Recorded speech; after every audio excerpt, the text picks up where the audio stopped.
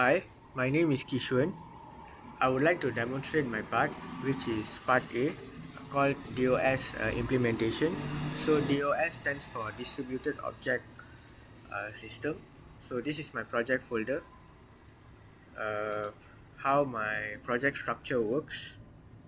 So project structure is very important on how we do our DOS system. So project structure is you can save your folder you created. So I created RMI grade service folder, so you can save it in any place in your desktop anywhere you want. So it consists of two separate folders called source and out folders. So in my source folders is all my Java codes, so in their respective folders called client, server and common.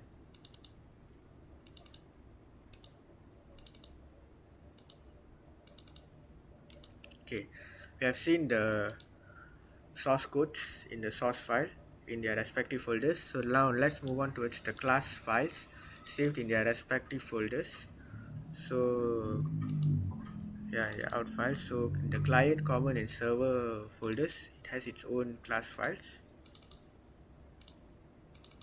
Okay, now let's move after seeing all the project structure of my folders. So RMI grade service folder, how it works. So let's move on towards the code, the implementation code of our in our Java. Okay, so as we can see the Java code, we implement the serializable line and also the grade service line called uh, extend remote, and also implement serializable. Okay, so it's very important we use this line is because remote the remote interface defines the multiple remote methods, and the student record implements serializable to allow object transfer. Okay, so now let's move on towards the server, where we're going to run in the terminal. So we have to compile the server and client uh, in our terminal first.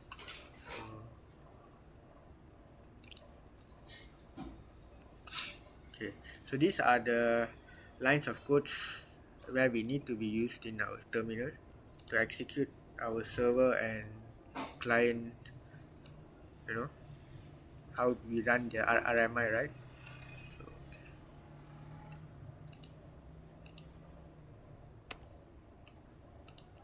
okay, as you can see, it's compiled. The RMI grade service, it's there's no error, so we can move towards the server, how we start our server.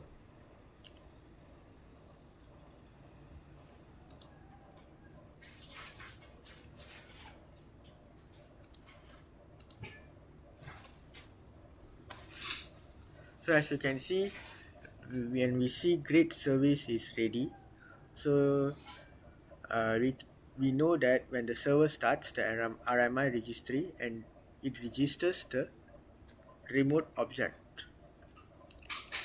Okay, now let's move on towards the client under communication demo. So we have to open a new terminal for this.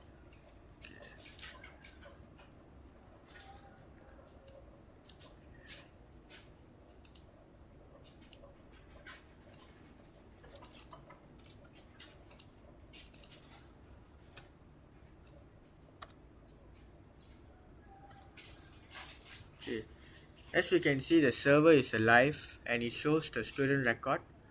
So and its data. So it shows that our client revokes remote methods and receives serialized responses from the server. Okay, so right now, how do we want to test the scalability is uh, we have to open another terminal and run another client.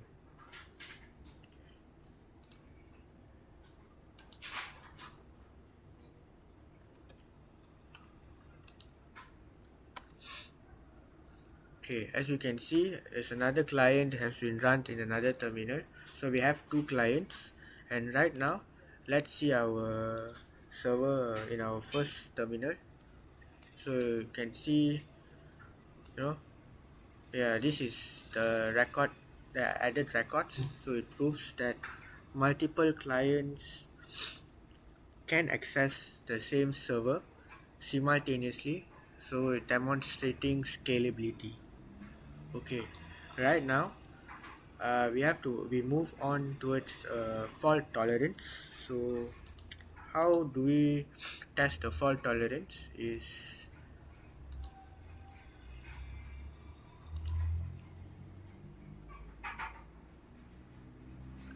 just copy and paste again our client code.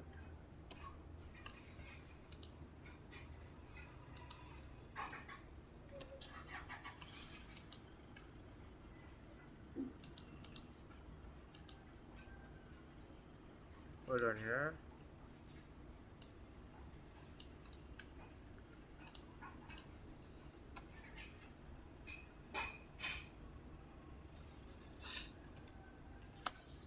Okay, we can see that uh, remote error connection refused to host, so it's called the error. So this is how when the server is unavailable and the client handles the error using remote exception. Okay, so this concludes the demonstration of the distributed object system using Java RMI.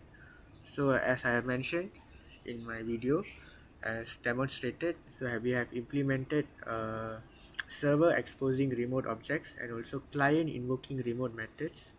So in the respective Java RMI codes, okay, and this is how DOS works, distributed object system works. So that's all from me. Thank you.